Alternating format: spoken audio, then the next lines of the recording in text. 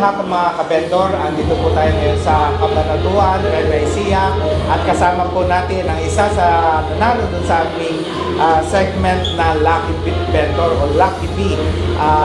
Si Aling Evelyn Villanueva, nanalo po siya noong December 9, 2023. Magandang araw sa iyo, kabendor.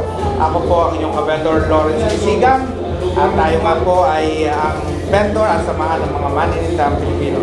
Nandito po nandito tayo dito sa papalad po tayo dahil na kasama natin ang isa sa nanalo doon sa Lucky B. So ngayon po, Aling Evelyn, kumusta po yung napanulunan nyo? Nakatulong po ba kami o ano?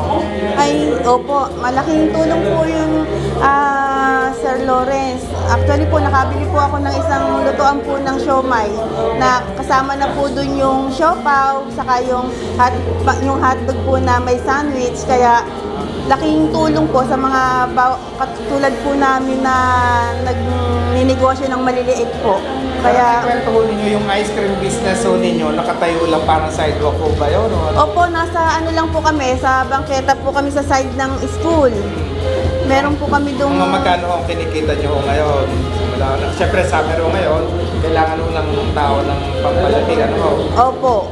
Eh, maganda naman po kitaan sa ice creaman ng pang araw-araw po. Sa isang, sa isang linggo po, at least nakakaano naman po kami ng, na po yun, nakita na po yun, pera na po, less na po yung namin, naiyaanan na po namin yung 5,000 po doon. So ngayon po, yung napanalunan nyo sa amin, yung binili nyo ng parang Opo, yung lagayan po ng siomai na meron, yung parang sa 7-Eleven po na steamer, na meron na kasama na po doon yung pang siopaw, tapos sa ilalim yung mga buns, yung mga tinapay po, tapos yung mga siomai sa gitna, and then sa ilalim po yung hotdog. So, sigurado ho, patukol din yung inyong siomai. Opo. Sa awa ng Diyos po, maganda naman po naging bentahan nung meron na po akong ganon. Kasi hindi katulad po nung wala pa pong ganon, siomai lang po, yung parang steamer lang po na maliit yung gamit ko eh. Siyempre po, limitado yung nilalagay lang doon. Ano yung flavor ng ice cream ninyo ngayon? Yung flavor po namin, meron pong chocolate, vanilla. Madami din po pala. Opo, sa isang timplahan po namin sa araw-araw, 2 flavor po yon. Pwede po siyang pang-mix, pwede pong single lang. Anong mensahe nyo doon sa ating mga, siyempre ho, sa hirap po ngayon ng buhay, ang iba ho, maasa lang sa tupad, kayo ho, samantalang kayo, nagsusubika para makakita ng, kahit paano pantawid, sabi nyo nga kanina, pantawid buhay. Buhay po, opo. Ang masasabi ko lang po sa mga through my experience po, kasi dumanas na po kami sa negosyong malaki eh. Actually po, hindi po kami naging successful doon. Pero sabi ko nga po, ito doon sa last na interview ko po sa inyo noon, mas na-amaze po ako sa ngayon kahit, sabi nga, kahit barya-barya lang po yung kinikita natin sa ice creaman at saka siomayan. Pero kontento po ako doon kasi malaking nakikita ko po yung saya at saka yung pong naliligayahan po ako dahil marami po ako na mga estudyante na natutuwa po sila at saka nagiging kaibigan ko po. Yun po yung magandang po doon eh. Hindi po katulad ng isang negosyo po namin na talagang doon po ako na down. Nakala ko wala na pong pag-asa na maka-recover. Pero sa awa ng Diyos po, yung mga anak ko po yung nagbabayad po nun. Pero ito nga po, ayoko na nga po magsimula ng negosyo kasi parang nadadala na nga po ako. Pero sa tulong ni Lord, saka nung mga anak ko, sabi niya, "Ma, bakit di ka mag-try ng ice creaman?" Sabi niya, pero ice cream lang po nung una. Tapos sabi ko, kung ice cream lang, parang baka manawa po yung mga bata, di po ba? Nagdagdag po ako ng siomai.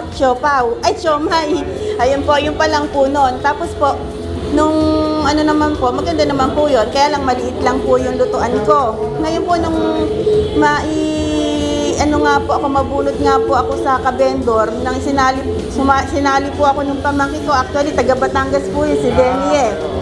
sabi niya, kaka, iano kita sa kabendor, gusto mo ba? Sabi niya, di sabi ko, di sige, sabi ko, lalo na nung may sabi, may baka mabunot daw po ako. Di sabi ko, di sige, natutuwa po ako kasi sabi ko, malaking tulong kung sakaling ako po'y mabunot, di po ba?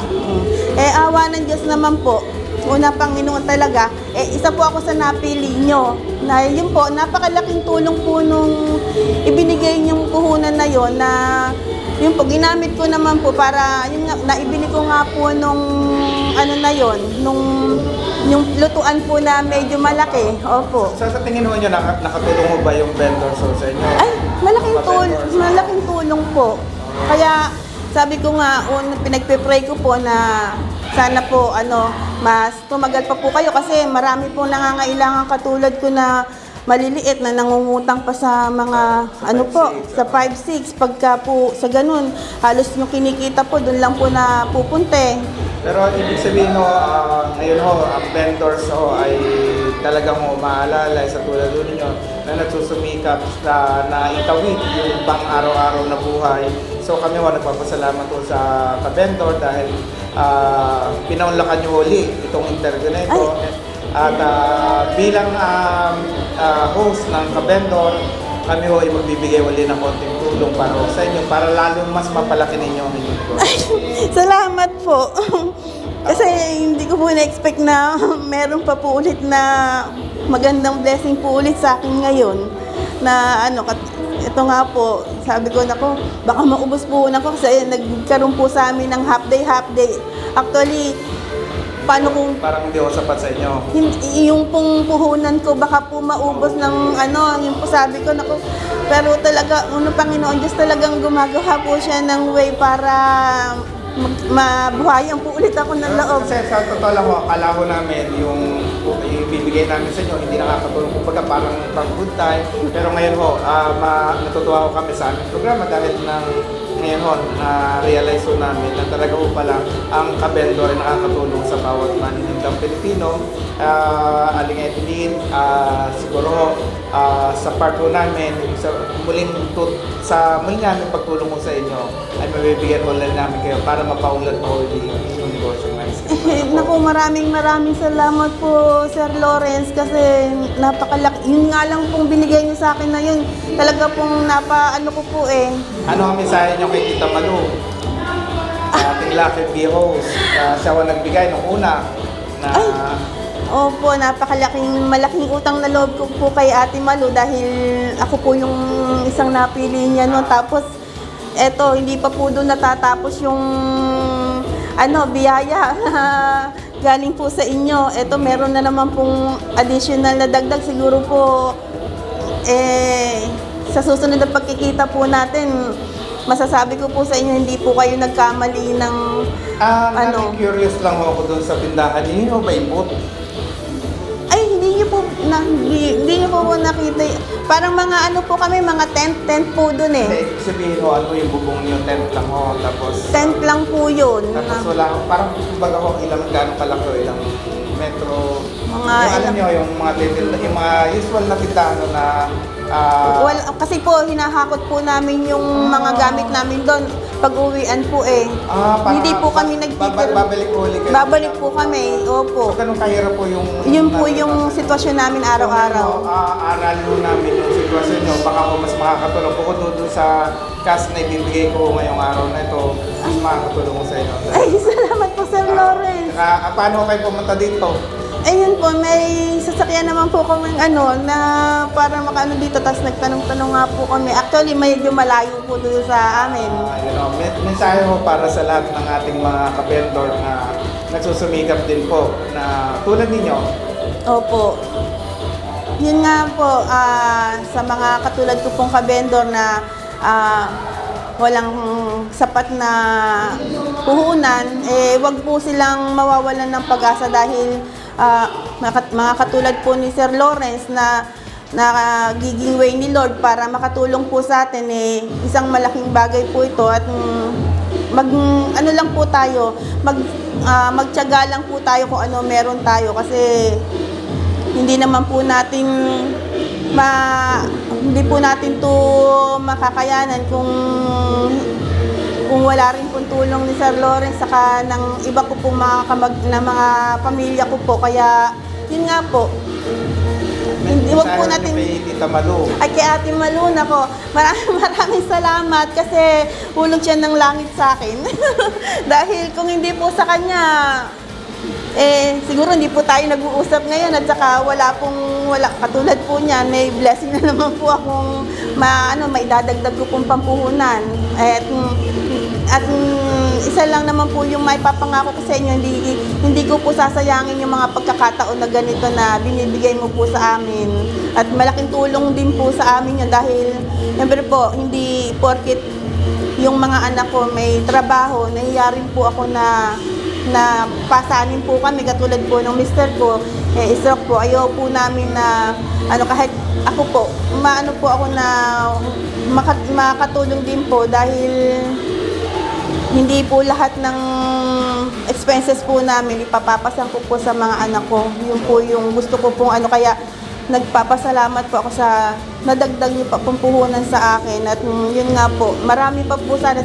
Sa pa po, marami pa po kayo matulungan katulad ko. Lumawig pa po yung ganitong serbisyo niyo po sa mga katulad namin. So muli po maraming salamat po sa pagpapaunlak ninyo na makapunta dito sa isang barangay dito sa Cabanatuan City. At Opo. maraming salamat po at nagkaharapan po tayo ngayon. Opo.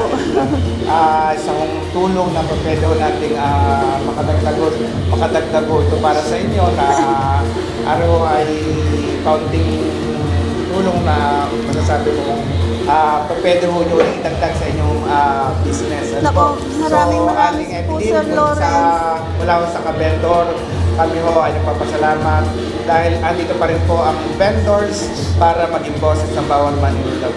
Maraming salamat po. Maraming salamat din po sa inyo. Mabuhay pa po kayo ng maraming taon pa po. Marami po kayong matulungan katulad namin kasi marami pong kumakagat po sa mga patubuan para lang po mabuhay sa mundo. Kaya thank you po talaga. Marami po. God bless po. Hello, Tita Malu. Maraming salamat sa natulong mo sa akin. Hindi ko ina-expect na may panibago ka na namang tulong sa akin galing kay ka-vendor at hindi ko ina-expect na madadagdagan pa ulit ito ng ganito. Kaya sabi ko, God be the glory, saka God bless dahil sana marami ka pang matulungan katulad ko na may pakilala kay Sir para matulungan din nila. Marami kami nangangailangan sa inyo. Maraming salamat po.